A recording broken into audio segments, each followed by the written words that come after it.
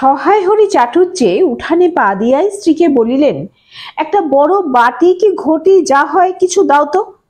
তারক্ষরও গাছ কেটেছে, একটু ভালো রস আনি। স্ত্রী অন্নপূর্ণা খড়ের রান্নাঘরের দাওয়ায় বসিয়া শীতকালের সকালবেলা নারিকেল তেলের বোতলে ঝাঁটার কাঠি পুড়িয়া 2 আঙুলের সাহায্যে ঝাঁটার কাঠিলগ্ন জমানো তেলটুকু সংগ্রহ করিয়া চুলে মাখাইতেছিলেন। স্বামীকে দেখিয়া তাড়াতাড়ি গায়ের কাপড় একটু টানিয়া দিলেন মাত্র, কিন্তু বাটি কি ঘটি বাহির করিয়া দিবার জন্য বিন্দুমাত্র আগ্রহ তো দেখালেনই না, এমনকি বিশেষ কোনো কথাও বলিলেন না। সহায় হরি অগ্রবর্তী হইয়া বলিলেন, কি হয়েছে, বসে রইলে যে, দাও না একটা ঘটি। আহ, খেন্তি টেন্তি সব গেল কোথায় এরা? তুমি তেল মেখে বুঝি ছোবে না? অন্নপূর্ণা তেলের বোতলটি সরাইয়া স্বামীর দিকে খানিকক্ষণ চাহিয়া রহিলেন। পরে অত্যন্ত শান্ত সুরে জিজ্ঞাসা করিলেন, তুমি মনে মনে কি ঠাউরেছ বলতে পারো? স্ত্রীর অতিরিক্ত রকমের শান্ত সুরে সহায় হরির মনে ভীতির সঞ্চার হইল। ইহা যে ঝড়ের অব্যবহতি পূর্বের আকাশে স্থির ভাব মাত্র, তাহা বুঝিয়া তিনি মরিয়া হইয়া ঝড়ের প্রতীক্ষায় রহিলেন। একটু আমতা আমতা করিয়া কহিলেন, কেন, কি, মানে আবার কি? অন্নপূর্ণা পূর্বাপেক্ষাও শান্ত সুরে বলিলেন, দেখো, রঙ্গ করো না বলছি, ন্যাকামি করতে হয় অন্য সময় করো। তুমি কিছু জানো না কি খোঁজ রাখো না? অত বড় মেয়ে যার ঘরে, সে মাছ ধরে আর রস খেয়ে দিন কাটায় না কি করে তা বলতে পারো? গায়ে কি গুজব উঠেছে জানো? সহায় হরি আশ্চর্য হইয়া জিজ্ঞাসা করিলেন, কেন, কি গুজব? কি গুজব জিজ্ঞাসা করো গিয়ে চৌধুরীদের বাড়ি। কেবল বাঘ দিয়ে দুলে পাড়ায় ঘুরে ঘুরে জন্ম কাটালে ভদ্রলোকের গায়ে বাস করা যায় না। সমাজে থাকতে হলে সেরকম মেনে চলতে হয়। সহায় হরি বিস্মিত হইয়া কি বলিতে যাইতেছিলেন, অন্নপূর্ণা পূর্ববৎ সুরেই পুনর্বার বলিয়া উঠিলেন, এক ঘরে করবে গো, তোমাকে এক ঘরে করবে। কাল চৌধুরীদের চণ্ডী মণ্ডপে এসব কথা হয়েছে। আমাদের হাতে ছোঁয়া জল আর কেউ খাবে না। আশীর্বাদ হয়ে মেয়ের বিয়ে হলো না, ও নাকি উচ্চুজ্ঞ করা মেয়ে। গায়ের কোনো কাজে তোমাকে আর কেউ বলবে না। যাও, ভালোই হয়েছে তোমার। এখন গিয়ে দুলে বাড়ি বাগদি বাড়ি উঠে বসে দিন কাটাও। সহায় হরি তাচ্ছিল্যের ভাব প্রকাশ করিয়া বলিলেন, এই আমি বলি না জানি কি ব্যাপার, এক ঘরে? সবাই এক ঘরে করেছেন, এবার বাকি আছেন কালীময় ঠাকুর। ওহ! অন্নপূর্ণা তেলে বেগুনে জ্বলিয়া উঠিলেন। কেন, তোমাকে এক ঘরে করতে বেশি কিছু লাগে নাকি? তুমি কি সমাজের মাথা না একজন মাতব্বর লোক? চাল নেই, চুলো নেই, এক করার মুরদ নেই। চৌধুরীরা তোমায় এক ঘরে করবে তার এমন কঠিন কথা কি? আর সত্যিই তো এদিকে ধারী মেয়ে হয়ে উঠল হঠাৎ। স্বর নামাইয়া বলিলেন, হলো যে 15 বছরের, বাইরে কমিয়ে বলে বেড়ালে কি হবে, লোকের চোখ নেই। পুনরায় গলা উঠাইয়া বলিলেন, না বিয়ে দেবার গো, না কিছু। আমি কি যাব পাত্র ঠিক করতে? সশরীরে যতক্ষণ স্ত্রীর সম্মুখে বর্তমান থাকিবেন, স্ত্রীর গলার সুর ততক্ষণ কমিবার কোনো সম্ভাবনা নাই বুঝিয়া সহায় হরি দাওয়া হইতে তাড়াতাড়ি একটি কাঁসার বাটি উঠাইয়া লইয়া খিড়কি দুয়ার লক্ষ্য করিয়া যাত্রা করিলেন। কিন্তু খিড়কি দুয়ারের একটু এদিক কি দেখিয়া হঠাৎ থামিয়া গেলেন এবং আনন্দপূর্ণ স্বরে বলিয়া উঠিলেন, এসব কি রে খেন্তিমা, এসব কোথা থেকে আনলি? ও, এ যে 14-15 বছরের একটি মেয়ে আর দুটি ছোট ছোট মেয়ে পিছনে লইয়া বাড়ি ঢুকিল। তাহার হাতে এক বোঝা পুঁইশাক, ডাটাগুলি মোটা ও হলদে।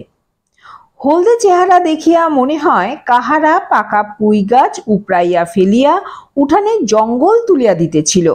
মেয়েটি তাহাদের উঠানের জঞ্জাল প্রাণপণে তুলিয়া আনিয়াছে। ছোট মেয়ে দুটির মধ্যে একজনের হাত খালি, অপরটির হাতে গোটা 2-3 পাকা পুঁই পাতা জড়ানো কোনো দ্রব্য। বড় মেয়েটি খুব লম্বা, গোলগাল চেহারা, মাথার চুলগুলো কৃষ্ণ ও অগোছালো, বাতাসে উড়িতেছে। মুখখানা খুব বড়, চোখ দুটো ডাগর ডাগর, শান্ত। সরু সরু কাচের চুড়িগুলি 2 পয়সা ডজনের একটি সেফটি পিন দিয়া একত্র করিয়া আটকানো। পিনটির বয়স খুঁজিতে যাইলে প্রাগৈতিহাসিক যুগে গিয়া পড়িতে হয়। এই বড় মেয়েটির নামই বোধ হয় খেন্তি, কারণ সে তাড়াতাড়ি পিছন ফিরিয়া পশ্চাৎবর্তিনী হাত হইতে পুঁই পাতা জড়ানো দ্রব্যটি লইয়া মেলিয়া ধরিয়া বলিল, চিংড়ি মাছ বাবা, গয়াবুড়ির কাছ থেকে রাস্তায় নিলাম, দিতে চায় না, বলে তোমার বাবার কাছে 8 দিনকার দরুন 2 পয়সা বাকি আছে। আমি বললাম, দাও গয়া পিসি, আমার বাবা কি তোমার 2 পয়সা নিয়ে পালিয়ে যাবে? আর এই পুঁইশাকগুলো ঘাটের ধারে রায় কাকা বললে নিয়ে যা, কেমন মোটা মোটা বলো। অন্নপূর্ণা দাওয়া হইতেই অত্যন্ত ঝাঁজের সহিত চিৎকার করিয়া উঠিলেন, নিয়ে যা, আহা কি অমর্ত্যই তোমাকে তারা দিয়েছে, পাকা পুইডাটা কাঠ হয়ে গিয়েছে, 2 দিন পরে ফেলে দিত, নিয়ে যা। আর উনি তাদের আগাছা উঠিয়ে নিয়ে এসেছেন, ভালোই হয়েছে, তাদের আর নিজেদের কষ্ট করে কাটতে হলো না। যত পাথুরে বোকা সব মরতে আসে আমার ঘাড়ে, ধাড়ি মেয়ে, বলে দিয়েছি না তোমায় বাড়ির বাইরে কোথাও পা দিও না, লজ্জা করে না এ পাড়া সে পাড়া করে বেড়াতে? বিয়ে হলে যে 4 ছেলের মা হতে, খাওয়ার নামে আর জ্ঞান থাকে না? না, কোথায় শাক, কোথায় বেগুন, আরেকজন বেড়াচ্ছেন, কোথায় রস, কোথায় ছাই, কোথায় পাশ, ফেল ফেল বলছি, ওসব ফেল। মেয়েটি শান্ত অথচ ভয় মিশ্রিত দৃষ্টিতে মার দিকে চাহিয়া হাতের বাঁধন আলগা করিয়া দিল। পুঁইশাকের বোঝা মাটিতে পড়িয়া গেল। অন্নপূর্ণা বকিয়া চলিলেন, যা তো রাধি, ও আপদগুলো টেনে খিড়কির পুকুরের ধারে ফেলে দিয়ায়, ফের যদি বাড়ির বার হতে দেখেছি তবে ঠ্যাং যদি খোড়া না করি তো। বোঝা মাটিতে পড়িয়া গিয়াছিল। ছোট মেয়েটি কলের পুতুলের মতন সেগুলি তুলিয়া লইল, খিড়কি অভিমুখে চলিল, কিন্তু ছোট মেয়ে অত বড় বোঝা আঁকড়াইতে পারিল না। অনেকগুলি ডাটা এদিকে ওদিকে ঝুলিতে ঝুলিতে চলিল। সহায় হরির ছেলে মেয়েরা তাহাদের মাকে অত্যন্ত ভয় করিত। সহায় হরি আমতা আমতা করিয়া বলিতে গেলেন, তা এনেছে ছেলে মানুষ খাবে বলে, তুমি আবার বরং। পুঁইশাকের বোঝা লইয়া যাইতে যাইতে ছোট মেয়েটি ফিরিয়া দাঁড়াইল, মার মুখের দিকে চাহিল।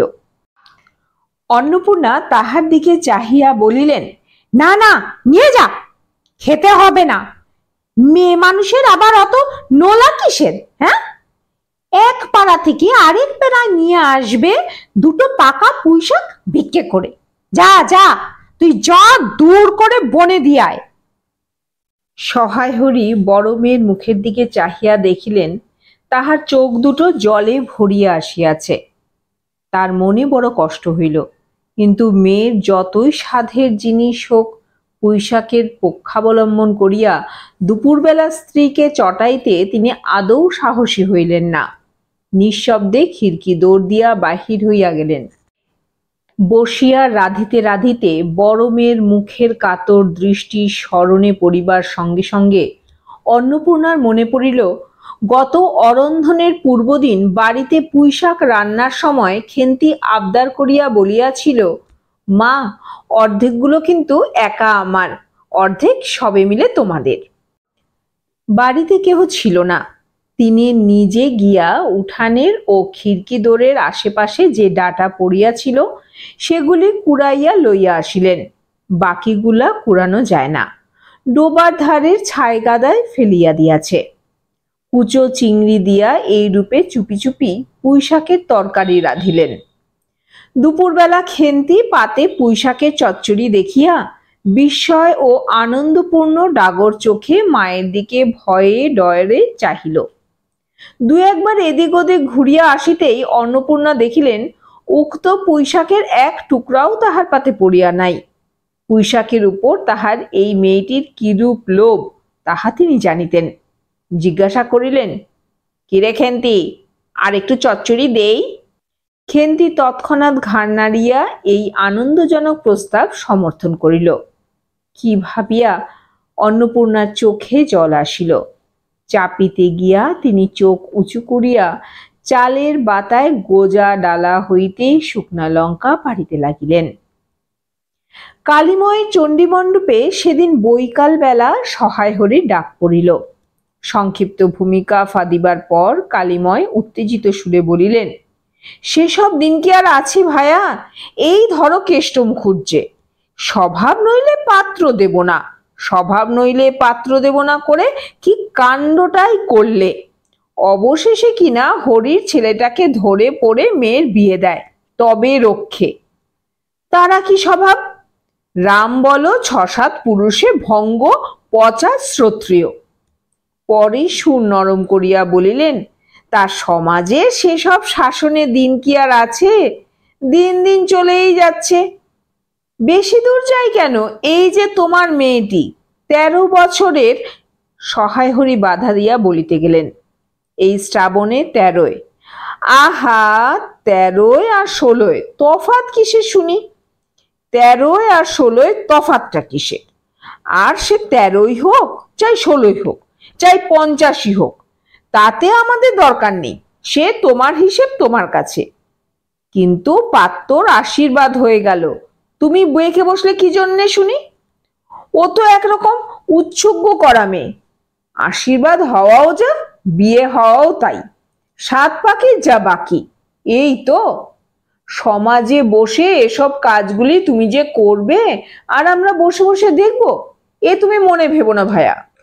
সমাজের বামুনদের যদি জাত মারবার ইচ্ছে না থাকে, মেয়ের বিয়ের বন্দোবস্ত করে ফেলো। পাত্তর পাত্তর, আরে রাজপুত্র না হলে কি পাত্তর মেলে না? গরিব মানুষ, দিতে থুতে পারবে না বলেই শ্রীমন্ত মজুমদারের ছেলেকে ঠিক করে দিলাম। লেখাপড়া নাই বা জানলো, জজ ম্যাজিস্ট্রেট না হলে কি মানুষ হয় না? দিব্যি বাড়ি, বাগান, পুকুর। শুনলাম এবার নাকি ২০ জমিতে ৪টি আমন ধানও করেছে। ব্যাস, রাজার হাল। ২ ভাইয়ের অভাব কি? ইতিহাসটা হইতেছে এই যে মণিগায়ের উক্ত মজুমদার মহাশয়ের পুত্রটি কালীময় ঠিক করিয়া দেন। কেন কালীময় মাথা ব্যথা করিয়া সহায় হরির মেয়ের বিয়ের সম্বন্ধ মজুমদার মহাশয়ের ছেলের সঙ্গে ঠিক করিতে গেলেন, তাহার কারণ নির্দেশ করিতে যাইয়া কেহ কেহ বলেন, কালীময় নাকি মজুমদার মহাশয়ের কাছে অনেক টাকা ধার করেন, অনেক দিনের সুদ পর্যন্ত বাকি, শীঘ্র নালিশ হইবে ইত্যাদি। এই গুজব যে শুধু অবান্তর তাহাই নয়, ইহার কোনো ভিত্তিও আছে বলিয়াও মনে হয় না। ইহা দুষ্টপক্ষের রটনা মাত্র। যাহাই হোক, পাত্রপক্ষ আশীর্বাদ করিয়া যাওয়ার দিন কতক পরে সহায় হরি টের পান পাত্রটি কয়েক মাস পূর্বে নিজের গ্রামে কি একটা করিবার ফলে গ্রামের এক কুম্ভকার বধূর আত্মীয় স্বজনের হাতে বেদম প্রহার খাইয়া কিছুদিন নাকি শয্যাগত ছিল। এরকম পাত্রে মেয়ে দিবার প্রস্তাব মনঃপূত না হওয়ায় সহায় হরি সে সম্বন্ধ ভাঙিয়া দেন। দিন ২ পরের কথা। সকালে উঠিয়া সহায় হরি উঠানে বাতাবি লেবু গাছের ফাঁক দিয়া যেটুকু নিতান্ত কচিরাঙা রৌদ্র আসিয়াছিল, তাহারই আতপে বসিয়া আপন মনে তামাক টানিতেছেন। বড় মেয়ে খেন্তি আসিয়া চুপি চুপি বলিল, বাবা যাবে না? মা ঘাটে গেল। সহায় হরি একবার বাড়ির পাশের ঘাটের পথের দিকে কি জানি কেন চাহিয়া দেখিলেন, পরে নিম্নস্বরে বলিলেন, যা শিগগিরই শাবলখানা নিয়ে আয় দেখি। কথা শেষ করিয়া তিনি উৎকণ্ঠার সহিত জোরে জোরে তামাক টানিতে লাগলেন এবং পুনরায় একবার কি জানি কেন খিড়কির দিকে সতর্ক দৃষ্টি নিক্ষেপ করিলেন। ইতিমধ্যে প্রকাণ্ড ভারী একটা লোহার শাবল 2 হাত দিয়া আঁকড়াইয়া ধরিয়া খেন্তি আসিয়া পড়িল। তৎপরে পিতা পুত্রীতে সন্তর্পণে সম্মুখে দরজা দিয়া বাহির হইয়া গেল। ইহাদের ভাব দেখিয়া মনে হইতেছিল ইহারা কাহারও ঘরে শীত দিবার উদ্দেশ্যে চলিয়াছে। অন্নপূর্ণা স্নান করিয়া সবে কাপড় ছাড়িয়া উনুন ধরাইবার জোগাড় করিতেছেন।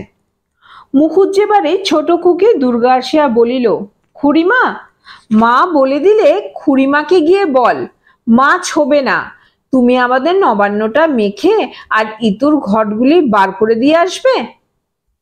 মুখুজ্জে বাড়ি ও পাড়ায়, যাইবার পথের বাধারে এক জায়গায় শেওড়া, বনভাটা, রাংচিতা, বনচালতা গাছের ঘন বন।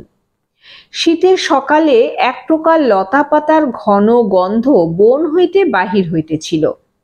একটা লেজঝোলা হলদে পাখি আমড়া গাছের এডাল হইতে ওডালে যাইতেছিল। দুর্গা আঙুল দিয়া দেখাইয়া বলিল, খুড়িমা, খুড়িমা, ওই যে কেমন পাখিটা। পাখি দেখিতে গিয়া অন্নপূর্ণা কিন্তু আরেকটা জিনিস লক্ষ্য করলেন। ঘন বনটার মধ্যে কোথায় এতক্ষণ খুব খুব করিয়া আওয়াজ হইতেছিল, কে যেন কি খুঁড়িতেছে। দুর্গার কথার পরেই হঠাৎ সেটা বন্ধ হইয়া গেল। অন্নপূর্ণা সেখানে খানিকক্ষণ থমকিয়া দাঁড়াইলেন, পরে চলিতে আরম্ভ করিলেন। তাহারা খানিক দূর যাইতে বনের মধ্যে পুনরায় খুব খুব শব্দ আরম্ভ হইল। কাজ করিয়া ফিরিতে অন্নপূর্ণার কিছু বিলম্ব হইল। বাড়ি ফিরিয়া দেখিলেন খেন্তি উঠানে রৌদ্রে বসিয়া তেলের বাটি সম্মুখে লইয়া খোপা খুঁড়িতেছে। তিনি তীক্ষ্ণ দৃষ্টিতে মেয়ের দিকে চাহিয়া দেখিয়া বলিলেন, এখনো নাইতে যাসনি যে? কোথায় ছিলি এতক্ষণ? খেন্তি তাড়াতাড়ি উত্তর দিল, এই যে যাই মা, এক্ষুনি যাব আর আসবো। খেন্তি স্নান করিতে যাইবার একটুখানি পরেই সহায় হরে সোৎ সাহেব 15-16 সের ভারী একটা মেটে আলো ঘাড়ে করিয়া কোথা হইতে আসিয়া উপস্থিত হইলেন এবং সম্মুখে স্ত্রীকে দেখিয়া কৈফিয়তের দৃষ্টিতে সেই দিকে চাহিয়াই বলিয়া উঠিলেন, ওই যে ওই পাড়ায় ময়সায় চৌকিদার রোজই বলে, কর্তা ঠাকুর, তোমার বাপ থাকতে তবু মাসে মাসে এদিকে তোমাদের পায়ে ধুলো পড়তো, তা আজকাল তো তোমরা আর আসো না, এই বেড়ার গায়ে মেটে আলু করে রেখেছি, তা দাদা ঠাকুর বরং। অন্নপূর্ণা স্থির দৃষ্টিতে স্বামীর দিকে চাহিয়া বলিলেন, বরজপোতার বনের মধ্যে বসে খানিক আগে কি করছিলে শুনি? সহায় হরি অবাক হইয়া বলিলেন, আমি? না, আমি কখন? কখনো না, এই তো আমি, এই তো। সহায় হরির ভাব দেখিয়া মনে হইতেছিল তিনি এইমাত্র আকাশ হইতে পড়িয়াছেন। অন্নপূর্ণা পূর্বের মতনই স্থির দৃষ্টিতে স্বামীর দিকে চাহিয়া বলিলেন, চুরি তো করবেই, 3 কাল গিয়েছে, 1 কাল আছে, মিথ্যে কথাগুলো আর এখন বলো না, আমি সব জানি। মনে ভেবেছিলে আপদ ঘাটে গিয়েছে আর কি, দুর্গার মা ডেকে পাঠিয়েছিল, ও পাড়ায় যাচ্ছি, শুনলাম বরজপোতার বনের মধ্যে কি সব খুব খুব শব্দ। তখনই আমি বুঝতে পেরেছি, সারা পেয়ে শব্দ বন্ধ হয়ে গেল। যেই আবার খানিক দূর গেলাম, আবার দেখি শব্দ। তোমার তো ইহকালও নেই, পরকালও নেই, চুরি করতে, ডাকাতি করতে, যা করতে ইচ্ছা করো, কিন্তু মেয়েটাকে আবার এর মধ্যে নিয়ে গিয়ে ওর মাথা খাওয়া কিসের জন্য বাপু? সহায় হরি হাত নাড়িয়া বরজপোতায় তাহার উপস্থিত থাকার বিরুদ্ধে কতগুলো প্রমাণ উত্থাপন করিবার চেষ্টা করিতে গেলেন, কিন্তু স্ত্রীর চোখের দৃষ্টির সামনে তাহার বেশি কথাও জোগাইল না, বা কথিত উক্তিগুলির মধ্যে কোনো পূর্বাপর্য সম্বন্ধ খুঁজিয়া পাওয়া গেল না। 8 ঘন্টা পরে খেন্তি স্নান সারিয়া বাড়ি ঢুকিল। সম্মুখস্থ মেটে আলুর দিকে একবার আর চোখে চাহিয়াই নিরীহ মুখে উঠানের আলনায় অত্যন্ত মনোযোগের সহিত কাপড় মেলিয়া দিতেছিল। অন্নপূর্ণা ডাকিলেন, খেন্তি, এদিকে একবার আয় তো, শুনে যা। মায়ের ডাক শুনিয়া খেন্তির মুখ শুকাইয়া গেল। সে ইতস্তত করিতে করিতে মার নিকট আসিল। জিজ্ঞাসা করিলেন, এই মেটে আলুটা দুজনে মিলে তুলে এনেছিস না? খেন্তি মার মুখের দিকে একটুখানি চাহিয়া একবার ভূপতিত আলুটার দিকে চাহিল, পরে পুনরায় মার মুখের দিকে চাহিল। সঙ্গে সঙ্গে ক্ষিপ্র দৃষ্টিতে একবার বাড়ির সম্মুখস্থ বাঁশঝাড়ের মাথার দিকেও চাহিয়া লইল। তার কপালে বিন্দু বিন্দু ঘাম দেখা দিল, কিন্তু মুখ দিয়া কথা বাহির হইল না। অন্নপূর্ণা কড়া সুরে বলিলেন, কথা বলছিস না যে বড়? এই মেটে আলু তুই এনেছিস কিনা? খেন্তি বিপন্ন চোখে মার মুখের দিকে চাহিয়াই ছিল, উত্তর দিল, হ্যাঁ। অন্নপূর্ণা তেলে বেগুনে জ্বলিয়া উঠিয়া বলিলেন, পাজি, আজ তোমার পিঠে আমি আস্ত কাঠের চেলা ভাঙবো, তবে ছাড়বো। বরজপোতার বনে গিয়েছে মেটে আলু চুরি করতে। সমস্ত মেয়ে বিয়ের যোগ্য হয়ে গেছে কোন কালে, সেই এক গলা বিজন বন, যার মধ্যে দিনে দুপুরে বাঘ লুকিয়ে থাকে, তার মধ্যে থেকে পরের আলু নিয়ে এলো তুলে। যদি গোসাইরা চৌকিদার ডেকে তোমায় ধরিয়ে দেয়, তোমার কোন শ্বশুর এসে তোমাকে বাঁচাবে? আমার জোটে খাবো, না জোটে না খাবো, তা বলে পরের জিনিসে হাত? এ মেয়ে নিয়ে আমি কি করব মা? 2-3 দিন পরে একদিন বৈকালে ধুলো মাটি মাখা হাতে খেন্তি মাকে আসিয়া বলিল, মা মা দেখবে এসো। অন্নপূর্ণা গিয়া দেখিলেন ভাঙা পাঁচিলের ধারে যে ছোট খেলা জমিতে কতগুলি পাথরকুচি ও কন্টিকারির জঙ্গল হইয়াছিল, খেন্তি ছোট বোনটিকে লইয়া সেখানে মহা উৎসাহে তরকারির আওলাদ করিবার আয়োজন করিতেছে এবং ভবিষ্যম্ভাবী নানাবিধ কাল্পনিক ফলমূলের অগ্রদূত স্বরূপ বর্তমানে কেবল একটি মাত্র শীর্ণকায় পুঁইশাকের চারা কাপড়ের ফালির গ্রন্থিবদ্ধ হইয়া ফাঁসি হইয়া যাওয়া আসামির মতন ঊর্ধ্বমুখে একখণ্ড শুষ্ক কঞ্চির গায়ে ঝুলিয়া রহিয়াছে। ফলমূলাদির অবশিষ্টগুলি আপাতত বড় মেয়ের মস্তিষ্কের মধ্যে অবস্থিত করিতেছে, দিনের আলোয় এখনো বাহির হয় নাই। অন্নপূর্ণা হাসিয়া বলিলেন, ধুর পাগলি, এখনোই পুঁই ডাঁটার চারা পোতে কখনো? বর্ষাকালে পুঁততে হয় রে, এখন যে জল না পেয়ে মরে যাবে। খেন্তি বলল, কেন, আমি রোজ জল ঢালবো। অন্নপূর্ণা বলিলেন, দেখ, হয়তো বেঁচে যেতেও পারে। আজকাল রাতে খুব শিশির হয়। খুব শীত পড়িয়াছে। সকালে উঠিয়া সহায় হরি দেখিলেন তাহার 2টি ছোট মেয়ে দোলাই গায়ে বাঁধিয়া রোদ উঠিবার প্রত্যাশায় উঠানের কাঁঠাল তলায় দাঁড়াইয়া আছে। একটা ভাঙা ঝুড়ি করিয়া খেন্তি শীতে কাঁপিতে কাঁপিতে মুখুজ্জের বাড়ি হইতে গোবর কুড়াইয়া আনিল। সহায় হরি বলিলেন, হ্যাঁ মা খেন্তি, তার সকালে উঠে জামাটা গায়ে দিতে তোর কি হয়? দেখ দেখি এই শীত। আচ্ছা দিচ্ছি বাবা। কই শীত? তেমন তো। হ্যাঁ দে মা, এক্ষুনি দে, অসুখ বিসুখ 5 রকম হতে পারে, বুঝলি নে। সহায় হরি বাহির হইয়া গেলেন। ভাবিতে ভাবিতে গেলেন, তিনি কি অনেকদিন মেয়ের মুখে ভালো করিয়া চাহেন নাই? খেন্তির মুখ এখন সুশ্রী হইয়া উঠিয়াছে। জামার ইতিহাস নিম্নলিখিত রূপ। বহু বৎসর অতীত হইল। হরিপুরের রাসের মেলা হইতে সহায় হরি কালো সার্জের এই 2.5 টাকা মূল্যের জামাটি ক্রয় করিয়া আনেন। ছিড়িয়া যাইবার পর তাহাতে কতবার রিফু ইত্যাদি করা হইয়াছিল। সম্প্রতি গত বৎসর হইতে খেন্তির স্বাস্থ্যোন্নতি হওয়ার দরুন জামাটি তার গায়ে হয় না। সংসারের এসব খোঁজ সহায় হরি কখনো রাখিতেন না। জামার বর্তমান অবস্থা অন্নপূর্ণারও জানা ছিল না। খেন্তির নিজস্ব ভাঙা টিনের তোরঙ্গের মধ্যেই উহা থাকিত। পৌষ সংক্রান্তি সন্ধ্যাবেলা অন্নপূর্ণা একটা কাশিতে চালের গুঁড়া, ময়দা ও গুড় দিয়া চটকাইতেছিলেন। একটা ছোট বাটিতে 1 বাটি তেল। খেন্তি কুর্নির নিচে একটা কলার পাতা পাতিয়া 1 থাল নারিকেল কুড়িতেছে। অন্নপূর্ণা প্রথমে খেন্তির সাহায্য লইতে স্বীকৃত হন নাই, কারণ সে যেখানে সেখানে বসে বনে বাদারে ঘুরিয়া ফেরে, তাহার কাপড় চোপড় শাস্ত্রসম্মত সূচি নয়। অবশেষে খেন্তি নিতান্ত ধরিয়া পড়ায় হাত পা ধোয়াইয়া শুদ্ধ কাপড় পরাইয়া তাহাকে বর্তমান পদে নিযুক্ত করিয়াছেন। ময়দার গোলা মাখা শেষ হইলে অন্নপূর্ণা উনুনে খোলা চাপাইতে যাইতেছেন। ছোট মেয়ে রাধি হঠাৎ ডান হাতখানা পাতিয়া বলিল, মা, ওই একটু। অন্নপূর্ণা বড় গামলাটা হইতে একটুখানি গোলা তুলিয়া হাতের আঙুল পাঁচটি দ্বারা একটি বিশেষ মুদ্রা রচনা করিয়া সেটুকুও রাধির প্রসারিত হাতের উপরে দিলেন।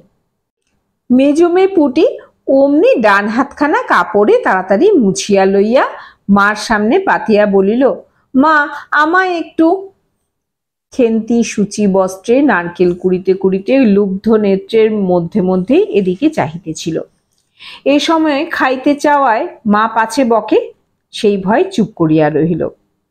অন্নপূর্ণা বলিলেন, দেখি নিয়ে আয় খেন্তি ওই নারকেল মালাটা, ওতে তোর জন্য একটু রাখি। খেন্তি ক্ষিপ্র হস্তে নারিকেলের ওপর মালাখানা যাহাতে ফুটা নাই সেখানা সরাইয়া দিল। অন্নপূর্ণা তাহাতে একটু বেশি করিয়া গোলা ঢালিয়া দিলেন। মেজমে পুটি বলিল, জ্যাঠাইমারা অনেকখানি দুধ নিয়েছে, রাঙা দিদি ক্ষীর তৈরি করছিল, ওদের অনেক রকম হবে। খেন্তি মুখ তুলিয়া বলিল, এ বেলা আবার হবে নাকি? ওরা তো ও বেলা ব্রাহ্মণ নেমন্তন্ন করেছিল, সুরেশ কাকাকে আর ও পাড়ার তিনুর বাবাকে। ও বেলা তো পায়েস, ঝোল, পুলি, মুখ তক্তি এইসব হয়েছে। পুটি জিজ্ঞাসা করিল, হ্যাঁ মা, ক্ষীর নইলে নাকি পাটিসাপটা হয় না? খেদে বলছিল, ক্ষীরের পুর না হলে আর পাটিসাপটা হয়? আমি বললাম, কেন, আমার মা তো শুধু নারকেলের ছাই দিয়ে করে, সে তো কেমন লাগে। অন্নপূর্ণা বেগুনের বোটায় একটুখানি তেল লইয়া খোলায় মাখাইতে মাখাইতে প্রশ্নের সদুত্তর খুঁজিতে লাগিলেন। খেন্তি বলিল, খেদির ওইসব কথা, খেদির মা তো ভারী পিঠে করে কিনা? ক্ষীরের পুর দিয়ে ঘিয়ে ভাজলে কি আর পিঠে হলো? সেদিন জামাই এলে ওদের বাড়ি দেখতে গেলুম কিনা, তাই খুড়িমা দুখানা পাটিসাপটা খেতে দিল। ও মা, কেমন একটা ধরা ধরা গন্ধ, আর পিঠেতে কখনো কোনো গন্ধ পাওয়া যায়? পাটিসাপটায় ক্ষীর দিলে ছাই খেতে হয়। বেপরোয়া ভাবে উপরিউক্ত উক্তি শেষ করিয়া খেন্তি মার চোখের দিকে চাহিয়া জিজ্ঞাসা করিল, মা, নারকেল কোড়া আর একটু দেব? অন্নপূর্ণা বলিলেন, নে, কিন্তু এখানে বসে খাস নে, মুখ থেকে পড়বে না, কি হবে, যা ওইদিকে যা। খেন্তি নারকেলের মালায় এক থাবা তুলিয়া লইয়া একটু দূরে গিয়া খাইতে লাগিল। মুখ যদি মনের দর্পণ স্বরূপ হয় তবে খেন্তির মুখ দেখিয়া সন্দেহের কোনো কারণ থাকিতে পারিত না যে সে অত্যন্ত মানসিক তৃপ্তি অনুভব করিতেছে। ঘণ্টাখানেক পরে অন্নপূর্ণা বলিলেন, ওরে, তোরা সব এক এক টুকরো পাতা পেতে বসতো দেখি, গরম গরম দেই। খেন্তি, জল দেওয়া ভাত আছে ও বেলায়, বার করে নিয়ে আয়। খেন্তির নিকট অন্নপূর্ণার এই প্রস্তাব যে খুব মনোপুত হইল না তাহা তাহার মুখ দেখিয়া বোঝা গেল। পুটি বলিল, মা, বড়দি পিঠেই খাক, ভালোবাসে, ভাত বরং থাকুক, আমরা কাল সকালে খাবো। খান কয়েক খাইবার পরেই মেজ মেয়ে পুটি খাইতে চাইল না, সে নাকি অধিক মিষ্টি খাইতে পারে না। সকলের খাওয়া শেষ হইয়া গেলেও খেন্তি তখনও খাইতেছে। সে মুখ বুজিয়া শান্তভাবে খায়, বড় একটা কথা কহে না। অন্নপূর্ণা দেখিলেন সে কম করিয়াও 18-19 খানা খাইয়াছে। জিজ্ঞাসা করিলেন, খেন্তি, আর নিবি? খেন্তি খাইতে খাইতে শান্তভাবে সম্মতিসূচক ঘাড় নাড়িল। অন্নপূর্ণা তাহাকে আরো খান কয়েক দিলেন। খেন্তির মুখ চোখ ঈষৎ উজ্জ্বল দেখাইল। হাসি ভরা চোখে মার দিকে চাহিয়া বলিল, বেশ খেতে হয়েছে রে মা, ওই যে তুমি কেমন ফেনিয়ে নাও, ওতেই কিন্তু। সে পুনরায় খাইতে লাগিল। অন্নপূর্ণা হাতা খুন্তি চুলা তুলিতে তুলিতে সস্নেহে তার এই শান্ত নিরীহ একটু অধিক মাত্রায় ভোজনপটু মেয়েটির দিকে চাহিয়া রইলেন। মনে মনে ভাবিলেন, খেন্তি আমার যার ঘরে যাবে তাদের অনেক সুখ দেবে। এমন ভালো মানুষ, কাজকর্মে বকো, মারো, গাল দাও, টু শব্দটি মুখে নেই, উঁচু কথা কখনো কেউ শোনেনি। বৈশাখ মাসে প্রথমে সহায় হরির এক দুঃসম্পর্কীয় আত্মীয়ের ঘটকালিতে খেন্তির বিবাহ হইয়া গেল। দ্বিতীয় পক্ষে বিবাহ করিলেও পাত্রটির বয়স 40-এর খুব বেশি কোনো মতেই হইবে না। তবুও প্রথমে এখানে অন্নপূর্ণা আদৌ ইচ্ছুক ছিলেন না, কিন্তু পাত্রটি সঙ্গতি সম্পন্ন, শহর অঞ্চলে বাড়ি, সিমেন্ট, চুন ও ইটের ব্যবসায় 2 পয়সা নাকি করিয়াছে। এরকম পাত্র হঠাৎ মেলাও বড় দুর্ঘটকে না।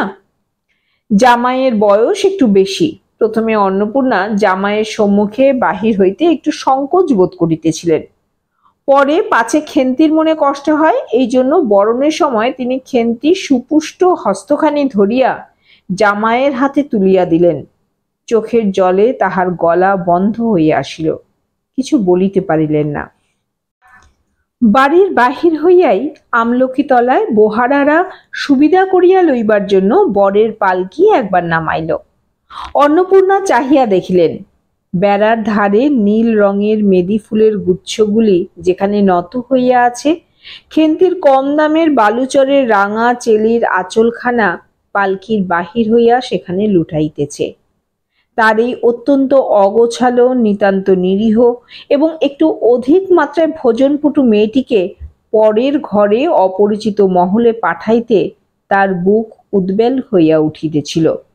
খেন্তিকে কি অপরে ঠিক বুঝিবে? যাইবার সময় খেন্তি চোখের জলে ভাসিতে ভাসিতে সান্ত্বনার সুরে বলিয়াছিল, মা, আষাঢ় মাসেই আমাকে এনো, বাবাকে পাঠিয়ে দিও, 2টো মাস তো। ও পাড়ায় ঠান দিদি বলিলেন, তোর বাবা তোর বাড়ি যাবে কেন রে, আগে নাতি হোক তবে তো। খেন্তির মুখ লজ্জায় রাঙা হইয়া উঠিল। জল ভরা ডাগর চোখের উপর একটুখানি লাজুক হাসির আভা মাখাইয়া সে এক গুয়েমি সুরে বলিল, না, যাবে না বই কি, দেখো তো কেমন না যান। ফাল্গুন চৈত্র মাসের বৈকাল বেলায় উঠানের মাচার রৌদ্রে দেওয়া আমসত্ত্ব তুলিতে তুলিতে অন্নপূর্ণার মন হু হু করিত। তার অনাচারী লোভী মেয়েটি আজ বাড়িতে নাই যে। কোথা হইতে বেড়াইয়া আসিয়া লজ্জাহীনার মতন হাতখানি পাতিয়া মিনতের সুরে অমনি বলিবে, মা, বলবো একটা কথা, ওই কোনটা ছিঁড়ে একটুখানি। 1 বছরের উপর হইয়া গিয়াছে। পুনরায় আষাঢ় মাস, বর্ষা বেশ নামিয়াছে। ঘরের দাওয়ায় বসিয়া সহায় হরি প্রতিবেশী বিষ্ণু সরকারের সহিত কথা বলিতেছেন। সহায় হরি তামাক সাজিতে সাজিতে বলিলেন, ও তুমি ধরে রাখো, ওরকম হবেই দাদা, আমাদের অবস্থার লোকের ওর চেয়ে ভালো কি আর জুটবে। বিষ্ণু সরকার তালপাতার চাটাইয়ের উপর উবু হইয়া বসিয়াছিলেন। দূর হইতে দেখিলে মনে হইবার কথা তিনি রুটি কারির জন্য ময়দা চটকাইতেছেন।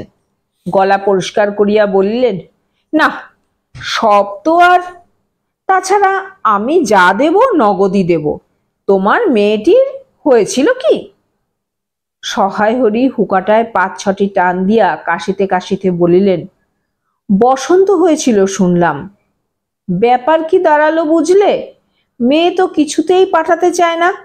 250 আন্দাজ টাকা বাকি ছিল, বললে ও টাকা আগে দাও, তবে মেয়ে নিয়ে যাও।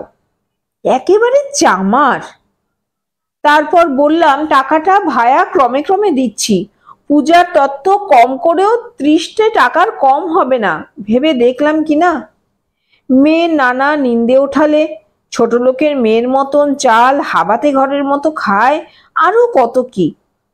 পৌষ মাসে দেখতে গেলাম, মেয়েটাকে ফেলে থাকতে পারলাম না, বুঝলে।